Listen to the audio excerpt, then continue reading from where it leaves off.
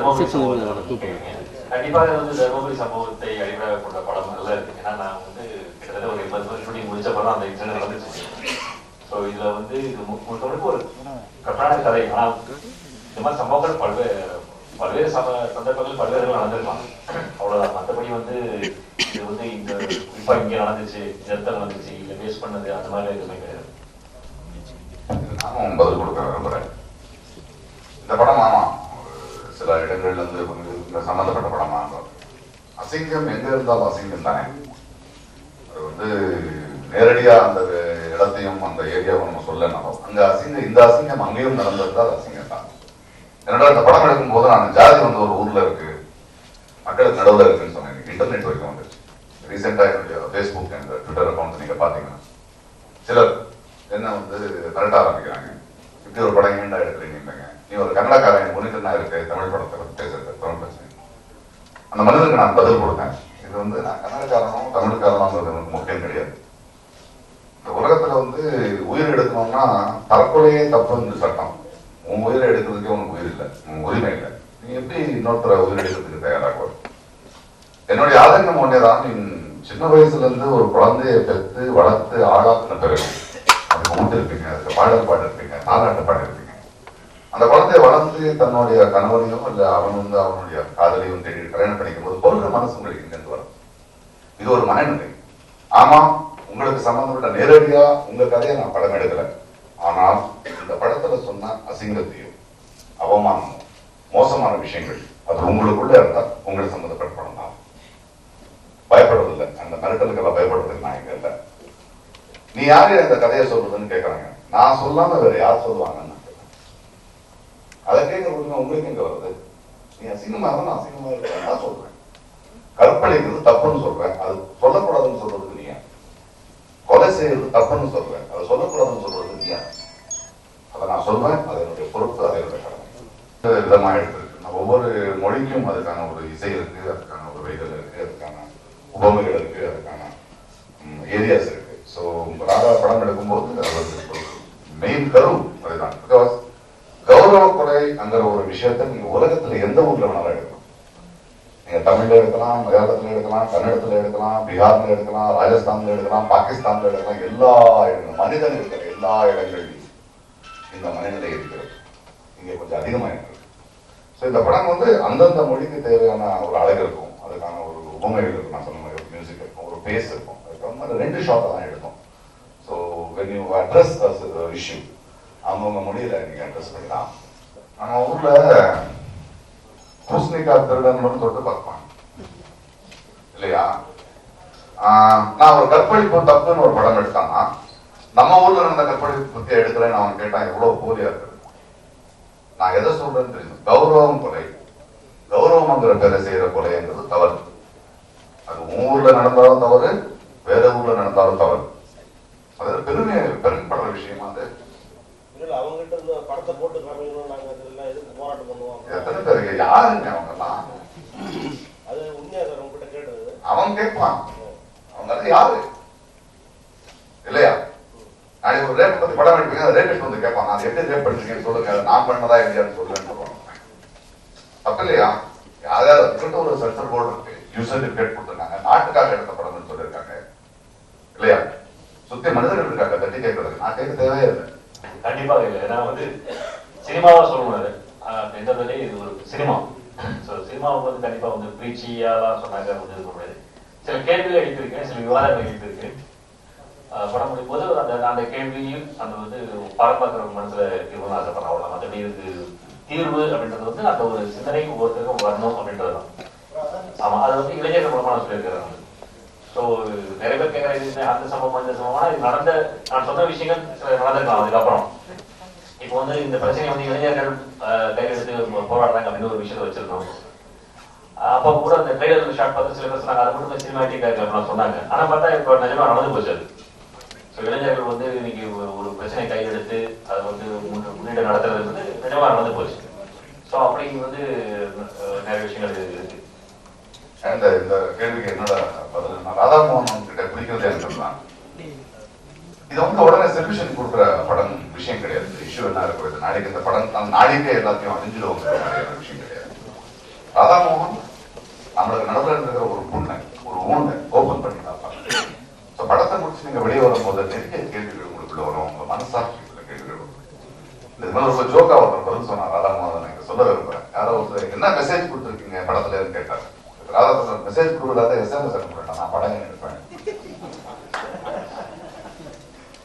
Message please பண்றதுக்கு நம்ம இல்லை, சுத்தி நடந்துட்டு இருக்கிற விஷயத்த அப்படியே இருக்கு. இன்னும் கொஞ்சம் ஆழமா சினிமாவில் எப்படி சொல்ல முடியுமோ, ஒரு கதையை எப்படி சொல்ல முடியும், அதை பத்தி நம்ம இருக்கிற ஆதங்கம் என்ன, இந்த ஒரு கௌரவ குறையாத ஒரு இஷ்யூவை வந்து இவர் எப்படி பாக்குறாரு, எவ்வளவு சென்சிட்டிவ் ஆக வேண்டிய அவசியம்.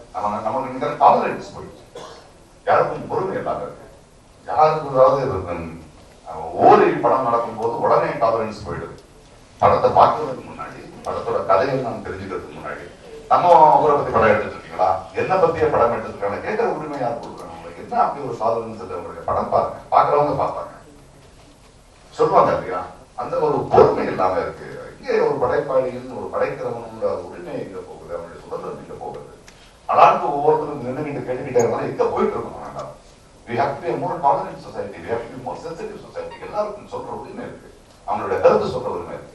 உனக்கு எப்படி என்ன திட்ட உரிமை இருக்கோ அதே மாதிரி நான் ஒரு விஷயத்தை எடுத்து சொல்ற உரிமை எங்களுக்கு எல்லாருக்கும் இருக்கு இல்லையா? இந்த வன்முறையை நிறுத்தணும், இதுக்கு நம்ம எல்லாருமே ஒண்ணா நிற்கணும். சமீபத்தில் இப்படியே நடந்துருக்கு. ஒவ்வொரு படம் படைப்பு வரும்போது, ஒரு ஓவியம் வரும்போது, ஒரு இசை வரும்போது, ஒரு கவிதை வரும்போது, ஒரு கதை வரும்போது, திடீர்னு சம்பந்தப்படாம இதில் இருக்கிறவங்க எல்லாம் வர்றதுக்கு முன்னாடியே அவங்களா யோகிச்சு அவங்களா ஒரு ஸ்கிரீன் பிளே பார்த்து இல்லையா? இந்த இன்டாலரன்ஸ் என்ன நடந்துருக்கு? ரொம்ப பெரிய கேள்வி சார். உங்களுடைய சமூக ஆதங்கத்தை நியாயமானது. ஆனால் அதே நேரத்தில் நீங்கள் வந்து ஏதோ ஒரு சமூகத்தினுடைய ஆட்களையோ இல்லை அந்த கௌரவ கொலைங்கிறது ஒரு அப்பர் கிளாஸ் அந்த மாதிரியான குடும்பங்களில் தொடர்ந்து தமிழ்நாட்டில் நடந்து வர ஒரு பிரச்சனை, ஒரு ஆதிக்க ஜாதிகள்னு சொல்லலாம். ஆனால் இந்த ஆதிக்க ஜாதியினுடைய மனோபாவத்தை எல்லா மத்தியிலும் கட்டமைச்சதில் தமிழ் சினிமாவுக்கும் ஒரு பங்கு இருக்குல்ல சார்? நீங்க ஒன்லி ஆல்மோஸ்ட் படம் பார்க்காம படத்துல இப்படி கதை இருக்கு நீங்களா சொல்லிட்டு இருக்கீங்க. இல்ல நான் கேக்குறேன், இல்ல எந்த ஒரு ஜாதிய சம்பந்தப்பட்ட படம் கௌரவ கொலைங்கிற ஜாதியை தாண்டிச்சோம். இல்ல சார், நான் அதை கேட்க புரியுதா உங்களுக்கு? நான் வந்து கௌரவ கொலையை பத்தி பேசிட்டு இருக்கேன், ஒரு ஜாதியை பத்தி படம் கிடையாது. எல்லா ஜாதியும் எல்லா ஜாதியும் தான் சார் நான் சொல்றேன். எல்லா ஜாதியிலுமே அது மேல்தட்டு அதிகார வர்க்கம் சொல்லக்கூடிய அந்த எல்லா ஜாதிகளும் இருக்கு. ஒரு ஜாதி மட்டும் ஜாதிக்குள்ளேயே இருக்கு. அதான் சார் எல்லாமே தான். பணக்காரன் ஏழைக்கு நடுவுல இருக்கு. அதுதான் சார், நான் வசதியா இருக்கேன், வசதி இல்லாதவங்க நடுவுல இருக்கு. இல்ல நான் சொல்றேன், நீங்க இன்னும் இது பண்ணலன்னு நினைக்கிறேன். நீங்க சொல்லக்கூடிய எல்லா மேல் மட்டங்கள்லயும் கீழ் மட்டங்கள்லயும் கௌரவ கொலைங்கிறது இருக்கு சமூகத்துல. ஆனா இந்த ஜாதிய இறுக்கத்தை கட்டமைச்சதுல சினிமாவுக்கு ஒரு பங்கு இருக்கு இல்லையாங்கிற அதை நீங்க ஏத்துக்கிறீங்களா? நம்ம எல்லாருக்குமே பங்கு இருக்கு. வேடிக்கை பார்த்துட்டு இருக்கிற எல்லாருக்கும் இந்த சமுதாயத்தில் நடக்கிற கொடூரத்துல பங்கு இருக்கு. சரி தோழர் பிரகாஷ் சார், இப்ப நீங்க பேசுறத வச்சு பார்த்தா அந்த கௌரவம் வந்து ஒரு உயர்வான படைப்பு மாதிரி பேசுறீங்க. ஆனா இந்த பப்ளிசிட்டி மெட்டீரியல்ல பார்த்தா ஒரு சராசரி சினிமாவுக்கான கலர் தானே.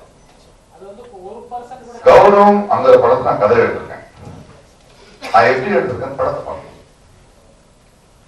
சினிமா பாடல்களோட காட்சிகளோட டயலாகோட அதுக்கு ஒரு அமைப்பு இருக்கு இல்லையா? அதுக்கு மூலமா முழுசா பார்க்கணும். நான் வந்து ஒரு இளைஞர்கள் படம் வந்து 2 இளைஞர்கள் நீங்க வந்து ஒரு காட்சியை பாக்குறீங்க, அதுல இருக்கிற வரியை கேட்டீங்களா? ஆமா, அது வந்து ஒரு பிரசன்டேஷன் இருக்கு இல்லையா? அது ஒவ்வொருவங்களுடைய உரிமை. என்னங்க ஆபாசம் இருக்கா, அசிங்கம் இருக்கா, போஸ்டர்ஸ் நல்ல படத்துல இருக்கு. அதுக்காக தான் இங்க கூப்பிட்டு உங்களோட பேசிக்கிட்டு இருக்கேன். விஜய் வரைக்கும் வந்துருக்கீங்களா? கமர்ஷியல் வில்லன் பிரகாஷ் ராஜ் காஞ்சிபுரம் நடிச்சாருங்கிற மாதிரி இருக்கு. அவருடைய மியூசிக் இந்த மாதிரி படைப்புக்கும் மியூசிக் பண்ண முடியும். படத்துக்கு நல்ல மியூசிக் நம்பிக்கை இருக்கிறது, அதுக்கு சிறப்பாக செஞ்சிருக்காரு.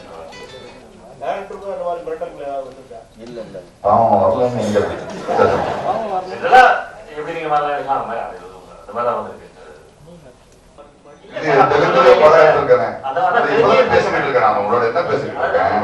கௌரவ கொலை தமிழ்நாட்டுல மட்டுமில்லை, கர்நாடகால மட்டுமில்லை, இந்தியால மட்டுமில்லை, உலகம் எங்கும் இருக்குன்னு சொல்லிட்டு இருக்கேன்.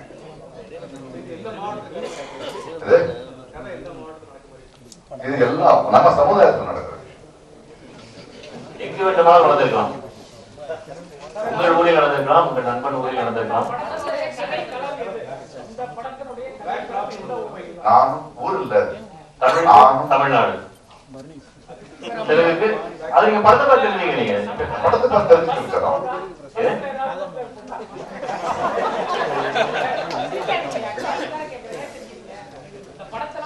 பஸ் போல